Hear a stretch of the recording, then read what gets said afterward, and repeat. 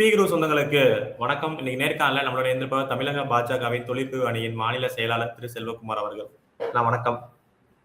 வணக்கம். குரு சொந்தங்களுக்கு வணக்கம். நேற்றைய தினம் முதல்வர் ஜோசப் விஜய் அவர்கள் வந்து திருச்சி கிழக்குல வெற்றி பெற்றதுக்காக அந்த மக்கள்கிட்ட நன்றி சொல்றதுக்காக திருச்சி போயிருந்தாரு. அங்க ஒரு ஸ்பீச்சையும் கொடுத்திருந்தாங்க.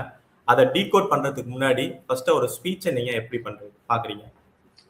இது வந்துங்க அவருடைய அந்த உரையில மிக முக்கியமான வாக்குறுதி. லஞ்சம் ஊழலை இல்லாத ஆட்சியை தரப்போகிறேன். லஞ்சம் ஊழலை ஒரே நாளில் ஒழிக்க முடியாது, ஆனால் ஒரு நாள் ஒழித்து விடுவேன் அப்படின்னு வந்து மக்கள்கிட்ட சொல்றாரு. அதுல நம்ம அதற்கான முயற்சிகள் 20 நாளில் என்னென்ன முயற்சிகள் பண்ணிருக்காரு நம்ம பார்த்தோம் அப்படின்னா, அந்த ஊழல் தடுப்புத்துறை டிவிஎஸ்சின்னு சொல்லுவாங்க, department of vigilance and anti corruption, அந்த துறைக்கு ஒரு அதிகாரியை இயக்குனரா போறார், ஐபிஎஸ் அதிகாரி இயக்குனரா போறார். அந்த அதிகாரி யார் என்று பார்த்தோம் அப்படின்னா, எந்த அதிகாரி மீது இவரே நேரடியாக டிஜிபி அலுவலகத்துல தேர்தலுக்கு முன்னால் இவரே நேரடியாக ஒரு அரசாங்கத்துக்கு வேற எந்த அலுவலகத்துக்கு வரைக்கும் போனதில்லை. தேர்தலுக்கு முன்பு இந்த அதிகாரியை, சம்பந்தப்பட்ட அருண் ஐபிஎஸ் என்ற அதிகாரியை தமிழ்நாட்டில் இருந்து வேறு மாநிலத்துக்கு மாற்ற வேண்டும், அந்த அதிகாரி தமிழ்நாட்டில் இருந்தால் தேர்தல் நியாயமாக நடக்காது அப்படின்னு நேரடியாக போய் அவரும் ஒரு மனு கொடுத்திருக்காரு. கட்சியோட முன்னணி தலைவர்கள், இப்போ முன்னணி அமைச்சர்கள் ஆதவ் அர்ஜுனா, சிடிஆர் நிர்மல்குமார் போன்றவர்களும் அந்த அதிகாரி பத்தி மனு கொடுத்திருக்காங்க. அப்படிப்பட்ட அதிகாரியை லஞ்ச ஒழிப்புத்துறைக்கு இயக்குனராக நியமிக்க வேண்டிய கட்டாயம் என்ன? அப்படி ஒரு அதிகாரி நியமித்து விட்டு லஞ்ச ஊழலை ஒழிக்க போகிறேன் அப்படிங்கிற சொல்றத மக்கள் எப்படி ஏத்துப்பாங்க? இது அவர்களுக்கு ஒரு ஊழல் செய்யறதுக்கு தோதுவான அதிகாரி நியமித்ததான் மக்கள் பாக்குறாங்க. அதனால அந்த வாக்குறுதி அடிப்படை நம்ம லஞ்ச ஊழலை ஒழிக்க வேண்டும் அப்படின்னு கேட்கல. 20 நாள்ல இங்க அரசாங்கத்துக்கான அமைப்பு எப்படி உருவாக்குறீங்க, எந்த அதிகாரியை எங்க நியமிக்கிறீங்க, அதுவே உங்களுடைய எண்ணத்தை, உங்களுடைய திசையை காட்டி கொடுத்து விடும். அது போல தவறான அதிகாரியை நியமித்ததன் மூலம் இவருடைய செயல் ஒன்றும் பேச்சொன்றுமாக இருப்பதையே காட்டுகிறது. இல்லையா? அவர் என்ன சொல்றாரு, நான் ஒவ்வொரு உத்தரவு, சட்டம் ஒழுங்கா இருக்கட்டும், நான் கடுமையான நடவடிக்கை எடுக்கிறதுக்கு உத்தரவு போட்டிருக்கேன், கோர்ட்ல அதுக்கான தண்டனை, பாலியல் குற்றங்களா இருக்கட்டும், எந்த வழக்கா இருந்தாலும் சீக்கிரம் முடிக்கணும், கடுமையான தண்டனை பெற்று தரணும், அதுக்கு எல்லாமே நான் உத்தரவு போட்டுட்டு பேசிட்டு தான் இருக்கேன் அப்படிங்கிறாரு. மத்த அதிகாரிகளை விட இவர் எந்த அதிகாரி வைக்கிறீங்க, யாரு மேல குற்றச்சாட்டு வைக்கிறீங்க, அதை வச்சுட்டு நீங்க என்ன உத்தரவு போட்டாலும் எப்படி நடக்க போகுது? அதிகாரியை மாத்துங்க. அதிகாரிகளே இல்லையா தமிழ்நாட்டுல? அது ஒண்ணு. ரெண்டாவது எங்களுக்கு பல்வேறு அதிகாரிகளுக்கு உத்தரவு போடுவதால மட்டுமே அந்த நிர்வாகம் சரியா இருக்குன்னு சொல்ல முடியாது. மற்ற அரசு என்ன பண்ணாங்க? இப்ப இதுக்கு முன்னாடி இருந்த ஸ்டாலின் அரசாகட்டும், அதுக்கு முன்னாடி எடப்பாடி அவர்கள் அரசாக இருக்கட்டும், அனைவருமே விரைவாக நடத்தவங்க உத்தரவு போடதான் செய்யறாங்க. நீங்க அதிகாரிகள் எப்படி வேலை வாங்குறீங்க அப்படிங்கிறதா இருக்கு. நம்ம அது இந்த உத்தரவுகளுக்கு என்ன நடக்க போகுதுங்கிற பொறுத்து இருந்து பார்க்கலாம். பட் நம்மளுடைய வாதம், நம்மளுடைய குற்றச்சாட்டு எல்லாமே அதிகாரிகள் தேர்வு தவறானது அப்படிங்கிறதோட நம்ம அதான் இப்ப பாக்குறோம். இப்ப நம்ம பார்த்திருப்போம், எல்லாருமே குற்றச்சாட்டு வைக்க ஆரம்பிச்சிட்டாங்க. கொஞ்ச நாள் நான் ஆட்சி பதவி ஏற்று ஒரு 2 வாரம் தான் ஆகுது, ஆனா அதை பொறுக்க முடியாம போய் திமுகவை விமர்சிக்காரு. பொதுவா எல்லாருமே குற்றச்சாட்டு, இப்ப சட்டம் ஒழுங்கு சரியில்லை, இங்க கொலை கொள்ளை நடக்குது அப்படின்னு சொல்லிட்டு குற்றச்சாட்டு சொல்ல ஆரம்பிச்சாங்க. அது உதாரணம் கோயம்பேடுல நடந்த சம்பவங்கள் எல்லாமே. ஆனா எனக்கு டைம் தாங்க, ஏன்னா அந்த அளவுக்கு இங்க போதை கலாச்சாரமும் இதுவும் சீரழிவு மாதிரி திமுக விட்டுட்டு போயிருக்கு. அது செய்ய எனக்கு கொஞ்சம் கால அவகாசம் கொடுங்க. எப்படி அவர் பதவியேற்ப எனக்கு கொஞ்சம் 6 மாதங்கள் கால அவகாசம் கொடுன்னு சொன்னாரோ, அதே அவர் கேட்கறது சரிதானே? இல்ல, நம்ம இன்னும் கொஞ்சம் காலம் பொறுத்திருந்துதான் அனைத்து துறையின் செயல்பாடுகளை விமர்சிக்க முடியும். அந்த வகையில அந்த கோரிக்கையை நம்ம ஏத்துக்கலாம். இன்னும் டைம் ஆகும். ஒட்டுமொத்தமா காவல்துறை செயல்படணும், அவர்களை போய் தேடி கண்டுபிடிக்கணும், நெட்வொர்க்கை உடைக்கணும், அப்பதான் போதைப் பொருள் புழக்கம் குறையுங்கிறது அது நியாயமான வாக்குறுதி தான், நியாயமான கோரிக்கை தான். அதே சமயம் நம்மளுடைய விமர்சனம் எல்லாமே நீங்கள் தேர்ந்தெடுத்த அதிகாரிகள் தவறு, நீங்கள் அந்த அதிகாரிகள் தவறு என்பதற்கு உங்களுடைய புகார் மனுவே ஆதாரம் அப்படின்னு தான் சொல்றோம். இப்போ அந்த டைரக்ஷன் சரியில்லை. 20 நாட்கள்ல காவல்துறையில ஒண்ணுமே மாற்றம் நடக்கல, நீங்க நிறைய ரைடுகள் போகல, நிறைய பேர்த்த நீங்க அரெஸ்ட் பண்ணல, இல்லை சட்டவிரோதமா நடத்தப்படும் மது கூடங்களை மூடுவதற்கு எந்த முயற்சியும் எடுக்கவில்லை. நீங்க வந்து 716 700 மது அதான் கூடங்கள் அதுக்குதான் மூடியிருக்கதா வரேன். 716 டாஸ்மாக் கடைகளை மூட வேண்டும் 2 வாரத்துல மட்டும் உத்தரவு போட்டாங்க. இன்னைக்கு 20 நாட்கள் ஆகி போச்சு. இப்ப கூட பார்த்தோம்னா 400 கடைகள் தான் மூடி இருக்கிறதா அமைச்சரே வந்து பேட்டியில சொல்றாரு. அதுலயும் சில கடைகள் காலையில மூடுறாங்க, சாயந்தரம் திறக்கிறாங்கன்னு சொல்றாங்க. கடைகள் இருந்த இடத்துல வந்து 11 to 11 பார் ஓபன் பண்றதா சொல்றாங்க. நீங்க வந்து கடை மூடிட்டு பார் வச்சு அதை இப்ப சேலம் போன்ற இடங்கள்ல பார்த்தோம்னா பேருந்து நிலையத்துக்கு அருகில் வந்து கடையை மூடி விட்டு பார்ல வந்து விற்பனை பண்றாங்க. அது கியூல நின்று வாங்குறாங்க. அது சட்டவிரோதம். நீங்க பார்களுக்கு அந்த 11 to 11 கிளப்புகள் வந்து அதுல மெம்பர் மட்டும்தான் போய் வாங்கணும். அது வந்து ஒரு ரீட்டைல், ஒரு சில்லறை விற்பனை கடையா மாத்துறாங்க. இதெல்லாமே வந்து அந்த 716 மூட வேண்டும் அப்படின்னு இவர் போட்ட முதல் உத்தரவே பிளாப். அது ஒரு தோல்வியில தான் முடிவடைந்திருக்கு. அது எப்படி மூட போறாங்கன்னு போய் தான் பார்க்கணும். இப்ப நான் நம்முடைய பகுதியில் எடுத்துட்டோம் அப்படின்னா 3 கடைகள் இருந்தது. பள்ளிகளுக்கு 500 மீட்டருக்குள்ள 3 கடைகள் இருந்தது. அதுல ஒரு கடையை மட்டும்தான் மூடி இருக்காங்க. 2 கடை இப்பொழுதும் செயல்பாட்டில் இருக்கிறது. அடுத்தது இது சொல்றாங்க, விவசாய கடன் தள்ளுபடி ஒவ்வொரு வாக்குறுதியா நிறைவேற்றுறதுக்கு தான் நான் இருப்பேன், 5 வருஷத்துல முழுசுமா செய்வேன். ஆனா இப்ப இருக்கிற நிதி சுமை அந்த அளவுக்கு இங்க கஜானாவை காலி பண்ணிட்டு போயிருக்காங்க. இப்ப இருக்கிற நிலைமையில என்னால என்ன முடியுமோ அந்த அளவுக்கு நான் விவசாய கடன் தள்ளுபடி இல்ல பண்ணியிருக்கேன் இல்ல இல்ல இது அப்படின்னு. வந்து ஏற்றுக்கொள்ள முடியாது. நம்ம வந்து முன்னாடி ஒரு 20 வருடம் முன்னாடி வந்து ஒரு அரசுக்கு எவ்வளவு வருமானம் இருக்கு அப்படிங்கிறது வெளிப்படையா யாருக்குமே தெரியாது அப்படின்னு நம்ம சொன்னோம்னா அது வந்து ஏற்றுக்கொள்ளும் வகையில் இருக்கும். இன்னைக்கு வந்து அரசோட நிதிநிலை அப்படிங்கறத வந்து வெளிப்படைத்தன்மையாக அனைத்து மாநிலங்களும் மத்திய அரசும் வெளிப்படைத்தன்மையோட வந்து ஒரு ஆண்டு பட்ஜெட்லயும் சொல்றாங்க. வருமானம் எங்கிருந்து வருது, கடன் எவ்வளவு இருக்கு, கடனுக்கான வட்டி எவ்வளவு, கடனுக்கான முதல் திருப்பி செலுத்தும் கடன் தொகை எவ்வளவு, எந்த துறைக்கு எவ்வளவு செலவாகுது. நம்ம வந்து இன்னும் கூட பார்த்தோம்னா டிஎன் ஃபைனான்ஸ் அப்படின்னு ஒரு கவர்மெண்டோட டிஎன் கவர்மெண்ட் ஃபைனான்ஸ்னு ஒரு வெப்சைட்டே இருக்கு. அதுல போய் பார்த்தோம் அப்படின்னா அரசுக்கான ஒட்டுமொத்த வருமானம் எவ்வளவு, ஒரு வருமானம் எங்கெங்க இருந்தெல்லாம் வருது, எங்க போகுதுன்னு தெளிவா இருக்கு. நிதி சுமை அப்படிங்கிறது ஒரு நாளும் இவர்கள் தேர்தல் வாக்குறுதியை அளிப்பதற்கு முன்பே இந்த தமிழக அரசுக்கு வருவாய் எவ்வளவு, அதுல வந்து என்ன பண்ண முடியும் அப்படிங்கறத வந்து இவங்க கண்டுபிடிச்சிருக்கணும். அதுல கணக்கீடு பண்ணிட்டு இவங்க அறிவிச்சிருக்கணும். இப்ப வந்து மக்களை ஏமாற்றுறதுக்காக விவசாயிகள் மொத்த கடனும் தள்ளுபடி அப்படின்னு சொல்லிட்டு இன்னைக்கு வந்து 5000 ரூபாய் தள்ளுபடி பண்ணியிருக்காங்க. இது என்ன கணக்குன்னு இதுவரைக்கும் வந்து இல்லாத முறையில ஒரு புதுசா ஒரு விதியை தேர்ந்தெடுத்து தள்ளுபடி பண்றாங்க. 1,00,000 ரூபாய் கடன் வாங்கியவர்களுக்கு 5000 ரூபாய் தள்ளுபடி, 50,000 கடன் வாங்கிய குறு விவசாயிகளுக்கு 50,000 தள்ளுபடி. நீங்க வந்து கடன் தொகை வந்து எப்படி அதிக கடன் வாங்கினா அதிக சுமையில் இருக்கிறான், அவனுக்கு தானே அதிக வந்து நீங்க உதவி செய்யணும். அவனுக்கு குறைவான தொகையை தள்ளுபடி பண்ணிட்டு நீங்க வந்து குறைவா கடன் வாங்கினவனுக்கு அதிக தொகையை தள்ளுபடி பண்றீங்க. நம்ம கணக்கீடு பண்ணி மத்திய அரசோட பிஎம் கிசான் திட்டத்தோட ஒப்பீடு பண்ணி பார்த்தோம் அப்படின்னா பிஎம் கிசான்ல ஒரு ஆண்டும் ஒரு விவசாயிக்கும் தமிழ்நாட்டுல 21 லட்சம் விவசாயிகளுக்கு ஒரு ஆண்டும் வருடம் 6,000 ரூபாய் தர்றாங்க. இவர்கள் வந்து இந்த கடன் தள்ளுபடி திட்டம் என்பது வெறும் 14 லட்சம் விவசாயிகளுக்கு சராசரியா பார்க்கும்போது 14,000 ரூபாய் தள்ளுபடி பண்ணியிருக்காங்க. வெறும் 2,000 கோடி இந்த திட்டத்தோட மொத்த நிதி.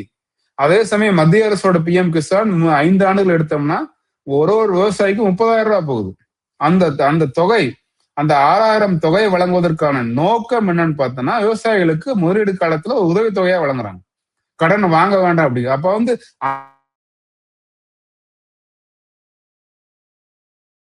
தள்ளுபடி பண்ணல. ஆனா மக்கள் இன்னைக்கு போராட்டம் பண்றாங்க. இன்னைக்கு செய்தித்தாள பார்த்தோம் அப்படின்னா கோவையில விவசாய சங்கத்தினர் வந்து கலெக்டர்கிட்ட மனு தர்றாங்க. வந்து எதிர்த்து வைத்து விட்டு முழுமையாக தள்ளுபடி பண்ணும், அதைத்தான் சொன்னார்கள், அதைத்தான் செய்ய வேண்டும்.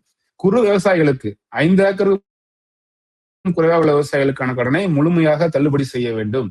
அதற்கு மேல் நிலமுள்ள விவசாயிகளுக்கு 50% தள்ளுபடி செய்ய வேண்டும். கடன் தொகை எவ்வளவு என்பதை ஏற்றுக்கொள்ளவே முடியாது. விவசாயிகள் இன்னைக்கு போராட்டத்துக்கு வந்துட்டாங்க. எந்த ஒரு விவசாயி சங்கம் கூட இது வந்து வரவேற்கல. ஏன்னா வந்து அவ்வளவு குறைவாக தான், 5,000 ரூபாய் தான் தள்ளுபடி என்பது அது கடன் தள்ளுபடியே கிடையாது. மக்களை ஏமாற்றும் செயல். ஒரு கணக்கு வர வேண்டும், 14 லட்சம் விவசாயிகள் பயன் என்பதற்காக கொடுத்துருக்காங்க. அஹ், திருவள்ளுவருக்கு காவி நிறம் மீண்டும் ஒரு சர்ச்சையாயிருக்கு.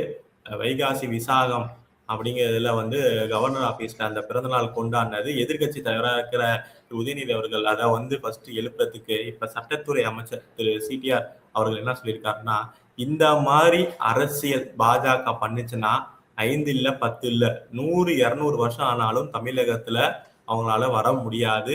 இத நாங்க அனுமதிக்க மாட்டோம் அப்படின்னு சொல்லியிருக்காரு சட்டத்துறை. இல்ல, தாவேக்கா வந்து குறிப்பாக அமைச்சர்கள் அருண்ராஜ், சிடி நிர்மல்குமார் போன்றவர்கள் வந்து டிஎம்கே 2.0, டிஎம்கே செய்ததை விட ஒரு மடங்கு அதிகமாக செய்தால் திமுகவுக்கு செல்லும் வாக்குகள் நமக்கு வந்துவிடும் அப்படிங்கிற கோணத்துலதான் அந்த அரசியல் பேச்சுக்கள் பேசுறாங்க. திருவள்ளுவர் என்பவர் முழுக்க முழுக்க திருக்குறள், சனாதன தர்மத்தின் அடிப்படையில், வேதத்தின் அடிப்படையில், இந்து மத நம்பிக்கையின் அடிப்படையில் உருவான நூல் என்பதற்கு போதுமான ஆதாரங்கள் இருக்கு. கடவுள் வாழ்த்துலதான் கடவுள் இருக்கு அப்படின்னு தான் தொடங்குறாங்க. அதே மாதிரி வந்து மறுபிறவி இருக்கு அப்படிங்கிறத கருத்துக்கள் வந்து பல இடத்துல சொல்லியிருக்காங்க. இந்திரன் அப்படிங்கிறத வந்து சொல்லியிருக்காரு. அப்ப திருவள்ளுவருக்கு தனியா கோவில் இருக்கு, தனியா சர்ச்சோ தனியா மசூதியோ கிடையாது. திருவள்ளுவர் வந்து 63 நாயன்மாரில் ஒருவர் அப்படின்னு வழிபாடும் பழக்கமும் தமிழ்நாட்டுல இருக்கு. இப்படி எல்லாம் இருக்கும் பொழுது வந்து அவரை வந்து இந்த மதத்தோடு ஏன் பிரிக்க வேண்டும்? இப்ப நமக்கு எல்லாருமே தெரியும், வரலாறு அப்படிங்கறது வந்து மற்ற மதங்களுக்கு 2000 ஆண்டுகளுக்குள்ளதான் இருக்கு. இந்த ஒரு மதம், இந்து மதம், சனாதன தர்மத்துக்கு தான் அது வந்து எப்ப தொடங்குச்சுன்னு யாருக்குமே தெரியாது. அப்படி இருக்கும் பொழுது திருக்குறளோட வயது, எழுதப்பட்ட காலம் 2000 ஆண்டுகளுக்கு முன்பு அப்படின்னு சொல்லும் பொழுது மற்ற மதங்கள் அது வந்து புழக்கத்திலேயே இல்லை. மற்ற மதங்கள் அவருக்கு பின் வந்தது. இந்த புத்தகத்தில் இந்த திருக்குறள் பொதுமறைகள் இருந்த கருத்துக்கள் அவர்கள் எடுத்து அதை பயன்படுத்தி இருக்கலாம். அதற்கு முன்னால் வந்ததாக கருதப்படும் பொழுது அவருக்கு காவி விட போட்டா என்ன தப்பு? இதை வந்து அரசியல் ஆக்குறது அவங்கதான். இந்த திருநீரை அழிக்கிறது, வெள்ளை உடை உடுத்துவது, இந்த மாதிரி வந்து இந்த திருவள்ளுவரை அரசியல் படுத்தியது திமுக. அதை தொடர்ச்சியாக திமுகவை விட ஒரு பங்கு மேல போய் சேர்றது தாவேக்கா. இதெல்லாம் வந்து இது பாஜகவுக்கு அரசியல் கருத்தே கிடையாது. பாஜக இருக்கிற உண்மையை வந்து மக்கள் புரிஞ்சுக்கணும். வந்து நிலையான ஒரு தத்துவத்தின் அடிப்படையில் அமைந்தது அப்படிங்கிறத நம்ம சொல்லணுமே ஒழிய இதுல வந்து அவர்கள் தான் எதிர்வினையாற்றுறாங்க. பாஜக போய் வந்து இல்லாத ஒண்ணு பண்ணல, இருந்ததை கண்டினியூட்டி வேணும்னு தான் சொல்றாங்க. அதனால வந்து இந்த அமைச்சர்கள் இருவரும் வந்து இது போன்ற பாஜக இதெல்லாம் செய்தால் பாஜக எதிர்த்து வரலாம் அப்படிங்கிற நம்பிக்கையை விட்டுட்டு அவர்களுக்கு வந்து 2 பேருக்கு மிக முக்கியமான துறைகள் கொடுத்திருக்காங்க. ஒண்ணு வந்து மருத்துவத்துறை, ஒன்னு வந்து மின்சாரத்துறை. மருத்துவத்துறையில வந்து நீங்க நிறைய அரசு மருத்துவமனையில பாதுகாப்பே கிடையாது. இப்ப நம்ம வந்து தரையில படுக்க வச்சு ட்ரீட்மெண்ட் கொடுத்த இதெல்லாம் பாக்குறோம்.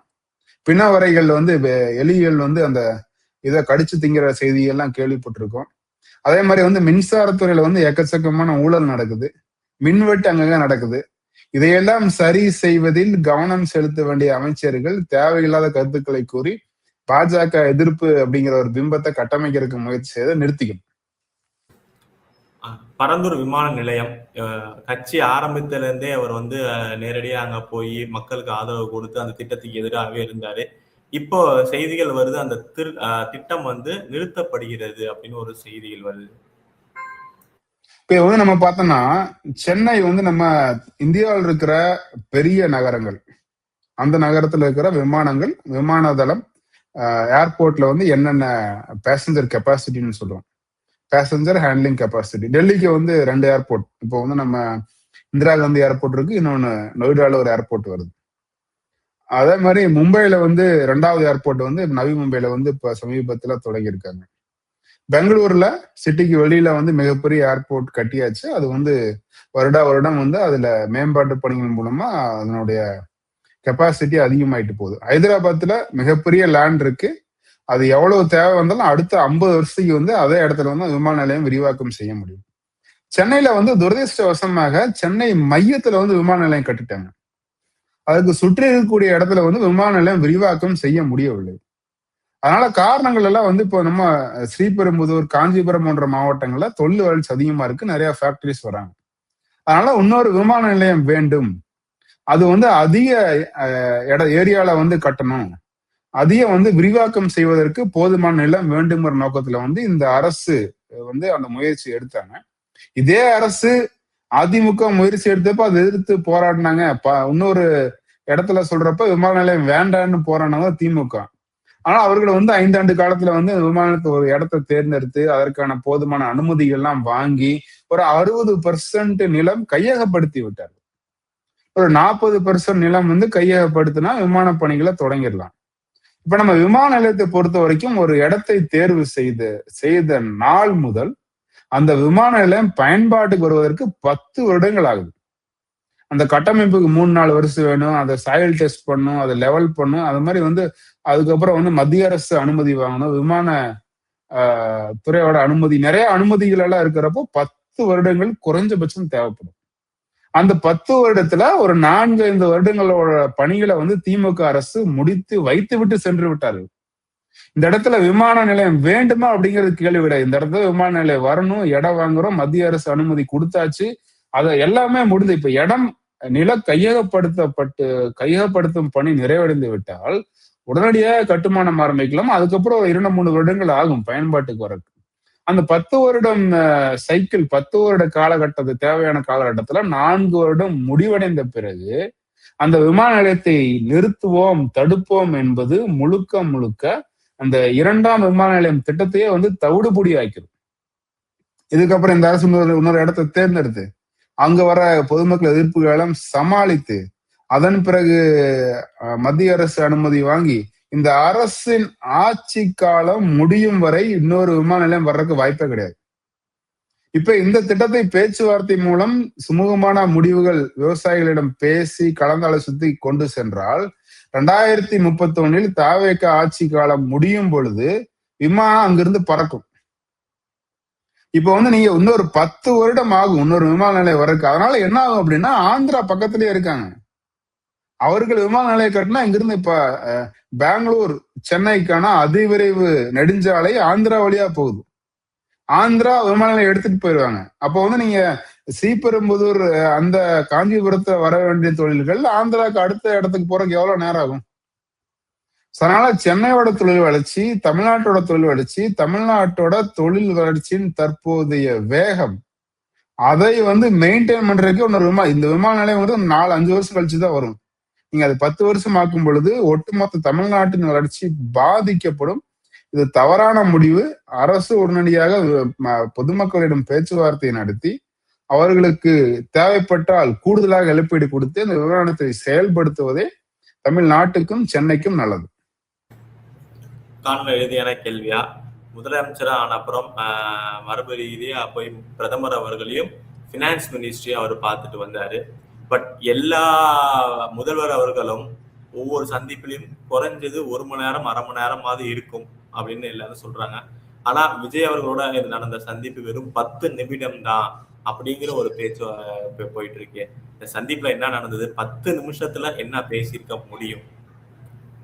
அது வந்துங்க, அவர் முதல்வரோட சந்திப்பு முடிந்த பிறகு இந்தந்த கோரிக்கைகள் வைத்தார் அப்படின்னு ஒரு அறிக்கை தமிழக அரசு வெளியிட்டு இருந்தது. அதை படித்து பார்க்கும் பொழுது மொத்தம் ஒரு 5 கோரிக்கைகள் வைத்தாங்க. ஒண்ணு வந்து அனைமங்கலம் அந்த செப்பேடு நெதர்லாந்து மாநிலத்திலிருந்து திரும்ப கொண்டு வந்ததற்கான பாராட்டு, அது நம்ம கோரிக்கையா வேண்டாம், அந்த பாராட்டு அப்படியே எடுத்துக்கலாம். 2வது மேகதாது அணையை கர்நாடகா கட்டக்கூடாது அப்படிங்கிற கோரிக்கை. அதை வந்து முதல்வர் அவருடைய கூட்டணி கட்சி காங்கிரசிடம் பேசினாலே இந்த பிரச்சனையை தீர்த்து கொள்ளலாம். அதாவது DK சிவகுமார் இப்போ நாளைக்கு முதல்வராகிறார் நினைக்கிறேன். அவர் வந்து நேரடியாக முதல்வரோடு 2 பேரும் தொலைபேசியில் உரையாடி கொள்ளும் பொழுதோ இல்ல மீண்டும் ஒரு முறை நேரடியாக சந்தித்தோ பேச்சுவார்த்தையை எடுத்து மேகதாது வேண்டாம் அப்படிங்கிற கோரிக்கையை வைத்தாலே அந்த பிரச்சனையை தீர்த்து விடலாம். ஆக மொத்தம் இவர் தன்னுடைய கூட்டணி கட்சியிடம் பேச மாட்டாராம். பிரதமரிடம் கோரிக்கை வைப்பது ஏதோ பிரதமர் வந்து அதை கட்ட வேண்டும் என்று சொல்வதை போலவும் அவர் வந்து அதை தடுத்து நிறுத்த வேண்டும் கோரிக்கை வைக்கிறது தவறான அணுகுமுறை.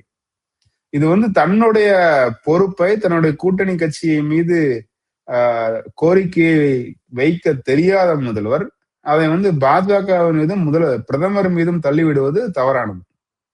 இது 2வது கோரிக்கை.